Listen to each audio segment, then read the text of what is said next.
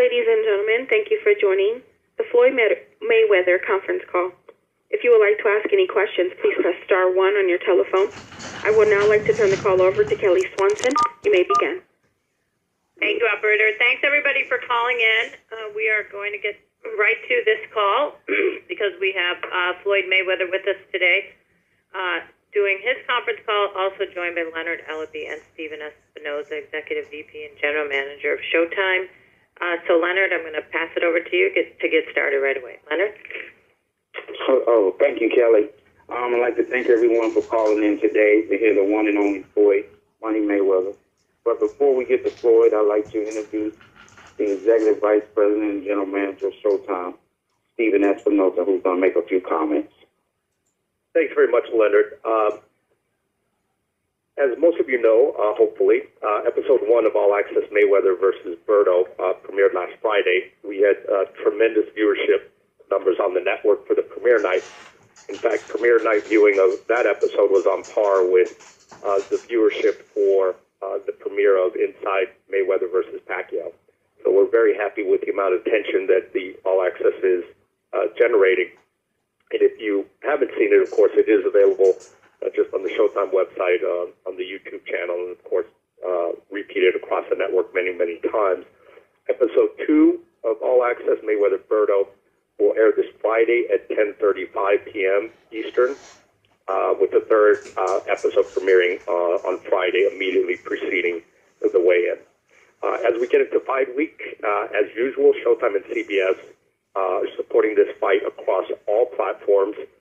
We'll be offering live streams of virtually every fight week event, including both the press conference for both the main event and the undercard, the weigh-in, and countdown live on Saturday, immediately preceding the pay-per-view, which will include a live fight between Ishe Smith and Vanis Martirosyan. Showtime and CBS Sports Network are also airing classic fights from Floyd's career, from Andre Berto, and as well as the undercard fighters, including what might be the fight of the year this year, the first bout between Rocky Martinez and Orlando Salido. That's available on Showtime On Demand and CBS Sports Network. Leonard, take it away. Okay, thank you, Stephen, for those comments. We're going to get straight to the chase. I'd like to introduce none other than 12-time world champion, 5 different weight classes, Floyd Mayweather. Hey, everybody. Thank you. Thank you, Leonard. Thank you, Kelly. Thank you, Steve. Thanks to everybody that's on the line. I appreciate you guys throughout the years. Let's get on with the call. Okay, thanks. Operator, go ahead and open it up for questions, please. Yes, ma'am. Ladies and gentlemen, at this time, if you have any questions, please press *1 on your telephone. Again, it is *1 on your telephone.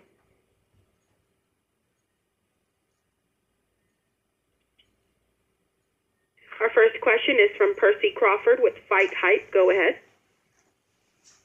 Hey, Floyd, how's it going, my man? Hey, how you doing? I'm good, man. I'm good. I know you're going to get littered with a lot of boxing questions, so I want to kind of veer off into another angle. I know you follow sports, and you follow greatness in other sports. With the significant record that you're going to be up to break on September 12th, I want to get your thoughts on someone else who's aiming towards a Grand Slam. Serena Williams, obviously, aiming to win her 4th major in 1 calendar year. Huge accomplishment. What are your thoughts on an athlete like Serena Williams and her pursuit of her record as well as you all? Well, I'm very, very pleased with Serena Williams, you know. I say records are made to be broken. And, you know, I'm just very, very proud of her, you know, throughout her career. She done some, you know, immaculate things, you know, in her career. You know, words can't really, you know, you can't really put things to, you can't really say certain, how can I say this? It's just marvelous what she did, you know, and, you know, I'm behind her 100%, and she stayed focused. She can continue to break with her.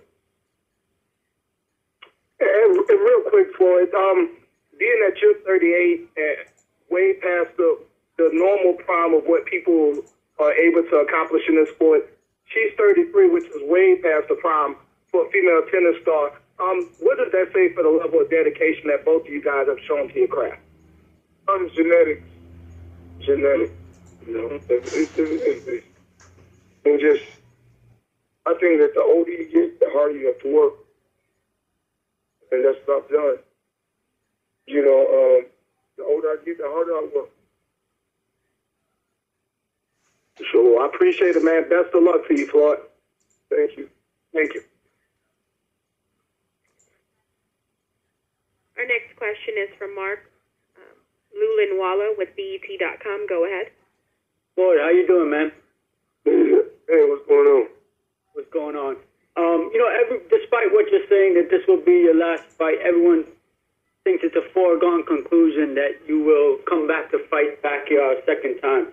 My question is, would you ever consider the winner of the Canelo Cotto fight as your 50th opponent? As your 50th fight, rather? I guess you is just becoming a Floyd. You just didn't tell Floyd Mayweather business.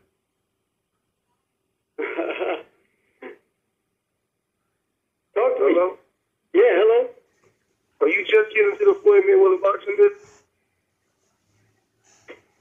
No, I'm not. I've interviewed you before, actually. Okay, well, you should have known when I done the Canelo, Pacquiao, and Cotto. Okay. So if I'm through with 49, why would I fight one of them in my 50th fight? I got you. Okay.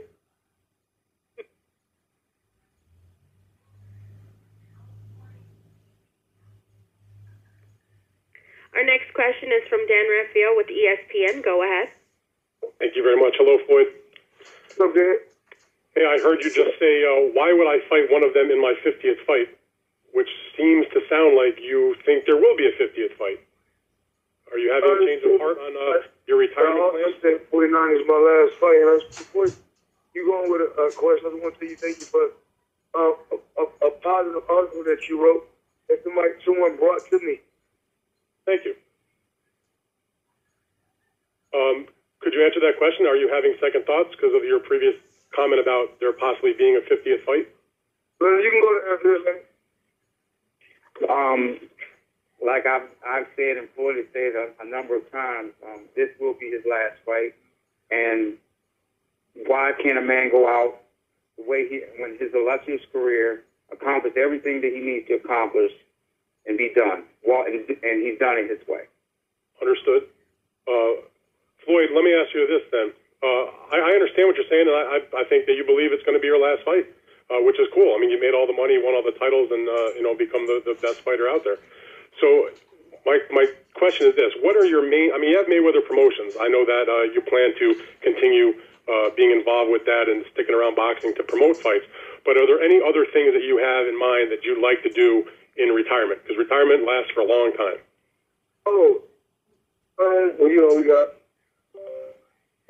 got the Money TV Music Group, and I've also been working with Al for years, on the concert promotion. Now, promoting concerts throughout the years. But, the Mayweather Music Group, we have, different artists that we're working with. We got, Bam Medina makeup line. Melissa Brim, she has working on 4 or 5 different clothing stores. Shorty has one. We got the Bam Medina makeup line. We got the James Lane clothing line, and we also working on my shoe line. So you figure all that stuff's going to keep you busy for the remainder of your days, I guess. So, well, being a dad, watching my kids go through college to put them through school is what's very important. When you retired in 2007, at the end of 2007, early 2008, after you fought Ricky Hatton, and you came back, at the end of 2009 to fight Juan Manuel Marquez, you had retired at that point. You came out of retirement. is there anything that you think that you'll retire after the Berto fight, and then another year and a half later, like what happened before, that you'll get that itch and you'll want to do it again? Is that something that you leave open the possibility of? No, I think I'm just going to just push to the limit. There's really nothing else to accomplish. And also, Dave, let me touch on just over the last week, I received 3 major movie offers. So we fully expected Floyd to be heavily involved in the entertainment industry, because this is what he does. And like I said, I know for a fact that with the significant entertainment offers coming our way, that's definitely something that's going to occupy a lot of his time. Understood. And I'll just finish with this then, Floyd. Do you understand why that there are people that, it's not that they don't believe you, but they think to themselves, boy, here's Floyd Mayweather, he's undefeated. Most people think you're going to win the fight on September 12th. You'll still be at the top of the sport. You're 38, but you're not old. You haven't taken punishment. You can get back in the ring and make tens of millions of dollars more, or maybe $100 million more, or whatever, when you decide to fight again. And most people wonder, boy, why would anybody step away from that kind of fanfare and huge money and the chance to put on, make more history in boxing? Do you understand why people wonder, boy, how could that be? Well, you want to walk away from that. Well, no one is in my shoes. I think my health is more important. If you sit around anything too long, anything can happen. I'm not really worried about losing, but I'm just, like I said, I'm going to have a sharp mind. A lot of people that, you can make a lot of money, but you still want to be able to talk, walk, and have a sharp mind. Understood. All right. Thank you very much, Floyd. Leonard, appreciate your time. Look forward to seeing you guys next week. Fine, then. Sure. Our next question is from Gordon Marino with the Wall Street Journal. Go ahead. Yes, thanks for taking my question. I just wanted to ask you what do you think you'll miss about boxing after you retire?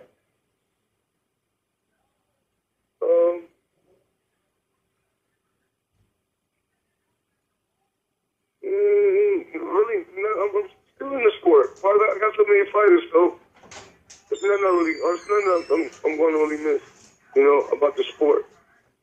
But the collegiality, being in the gym together? Well, I'm not going to really miss anything. I have fighters that I'm working with on a daily basis. It's just interesting to see who's going to be the next world champion. We got a lot of fighters. I think Jillian Love is up next. So we'll just see how everything plays out. Okay, thanks a lot. One more question. What opponent of yours most resembles Berto? Yeah. Say it again? Which of your opponents most resembles Berto? Like anyone you fought before? I'm really not sure. I'm really not sure. After the fight is over, you can ask me that question. And then I can kind of enlighten you and let you know. Thanks a lot, I appreciate it. Good luck. Our next question is from Bob Velen with USA Today. Go ahead. Hey, Floyd, how you doing? You probably had a lot of time to sit back and think about your career and reflect on the great things you've done, but is there any one thing that you consider the greatest accomplishment of your career? I think every fight played a major key. All 48 fights played a major key. Every fight. Number 49 is extremely important also. Every fight was important and played a major key, in my career. Yeah, well, not many people have retired undefeated, that's for sure.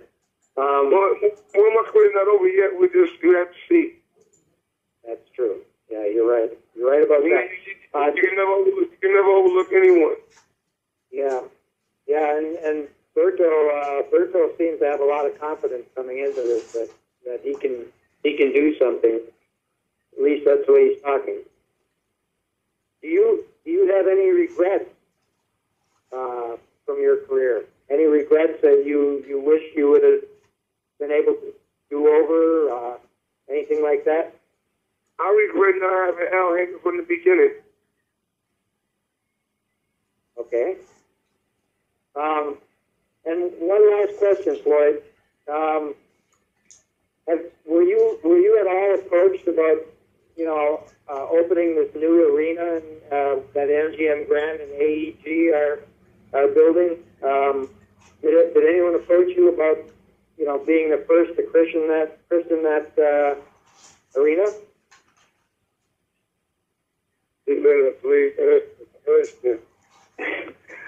Bob, as always, there's always a lot of speculation out there, and I just want to clear that up.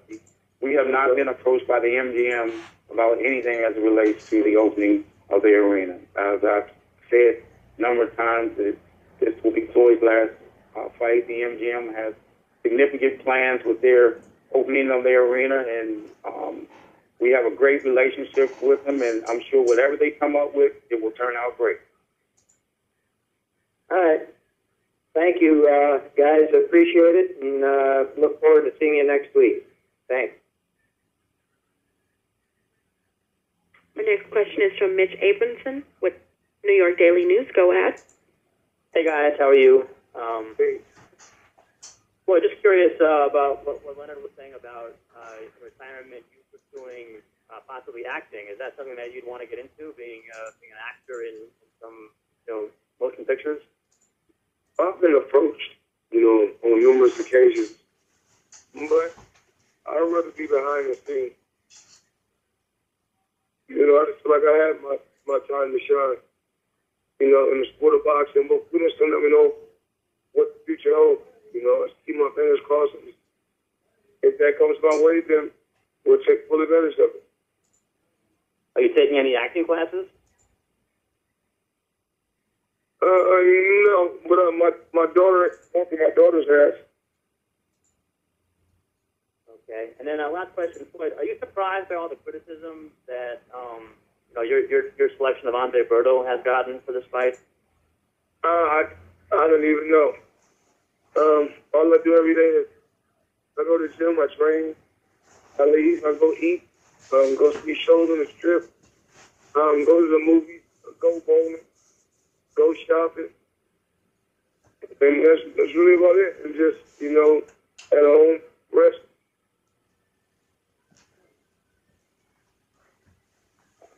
Okay, thanks, Floyd. What's that? It really don't matter what I choose. They can always criticize. That comes with the territory. Does that still bother you? I mean, after all this time, does it bother you, all the criticism that you can get in your career?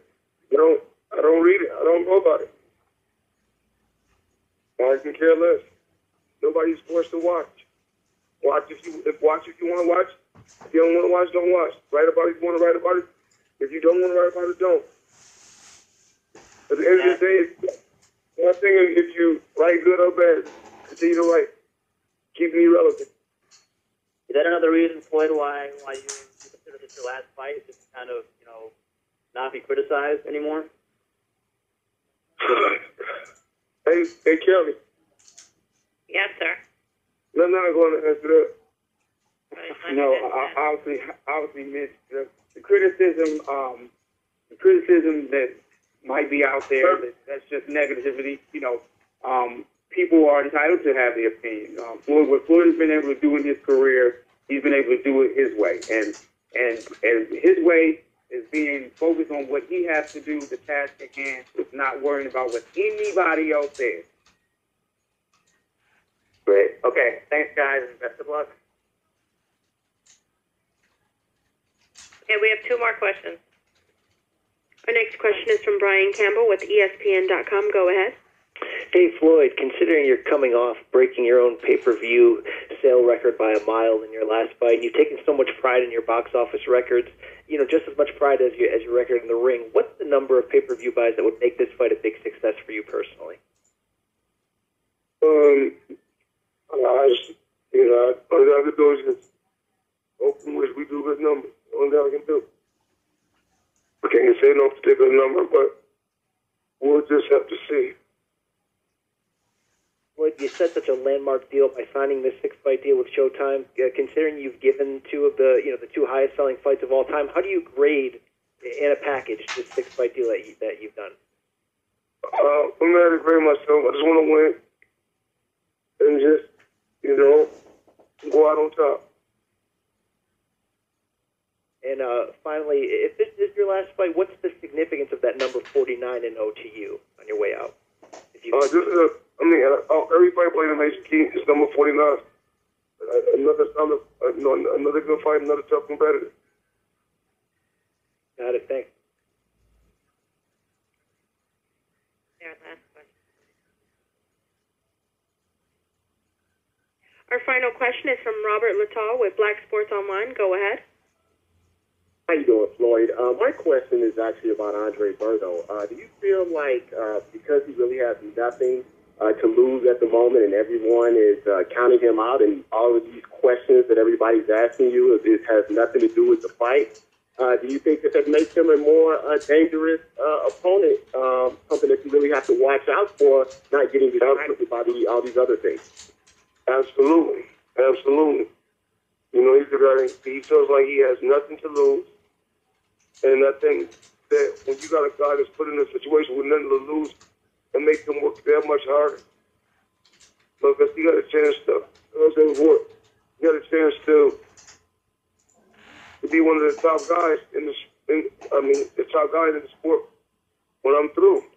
Is he trying to dethrone Floyd Mayweather? Absolutely. Because I'll say it like they say in football, any given Sunday, I'll say any given Saturday. Anything can happen. So, I'm prepared mentally and physically. I'm in top shape. I'm ready. I'm pretty sure he's in top shape. And he's ready, but I'm not going to overlook this guy.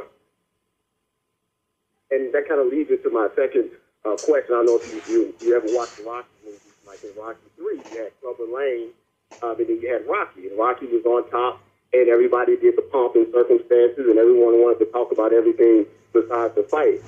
One of the things that a lot of people, who do give Berto a chance, they think that maybe you would slack off a little bit because you're coming off a big promotion and fight with Manny Pacquiao, and now you're with someone that is not well known and not a big promotion. Can you tell us how you're staying focused and making sure all this other stuff doesn't kind of slow you down or overlook him?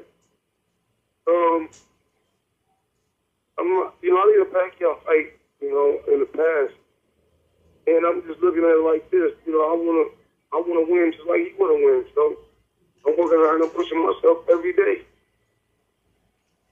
As I get older, I'm working harder. Actually, I think this camp, I sparred a lot more. I pushed myself a lot more. This fight, I think I worked harder this fight than I did for the Pacquiao fight. And the last question I had for you is one of the things that you kind of mentioned early on when this fight was announced, that you may be more aggressive in this fight because Andre Berto is an aggressive fighter. He comes forward. He doesn't take a step back. Like you talked about, he fought with, broken shoulders and swollen eyes. Is that something as you went through training camp that's still kind of your state of mind, that this is going to be a more exciting fight, for the fans because of the opponent that you chose? Well, of course, it's always about self-preservation. I convert, but I appreciate the fans. I do. Even like, I'm not Nostradamus, but if you go look at an old interview, I talked about how Pacquiao, what they were going to say, what they were going to do. You got to realize, probably everybody on the phone can say probably for you and being from Fight Hype, and Steven Espinosa, Kelly and Leonard, everybody chose Pacquiao. And everybody that said that, throughout the year I was a coward, I was scared. They couldn't beat Pacquiao. They gave him fight of the year. They gave him this. They gave him so many accolades and talk about. He's the all-time great. Well, all these men have to eat their words. So if he's an all-time great, then what does that make me? If they talk about he's a fighter of the century, then what does that make me? So, you know, when they do right and when my fight is over, and the only thing I can do is believe in myself and believe in my skill. You know, with or without anything that happened, like I said, September 12th. But, you know, I'm going to be CBE, you know, to the day I die. Thank you so much, Floyd. I appreciate you talking about the Yankee fight. Okay, thanks, Robert. Those were great questions, and that's our last set of questions. Floyd, do you want to have any parting words? Good night. I love you guys. All right, Champ, thanks so much. Leonard? Just like to thank everyone for calling in, and we look forward to seeing everyone fight week. It's going to be an exciting week, and we're going to have a great night of fights come next Saturday night. Okay, thanks, everybody. Thanks, Floyd.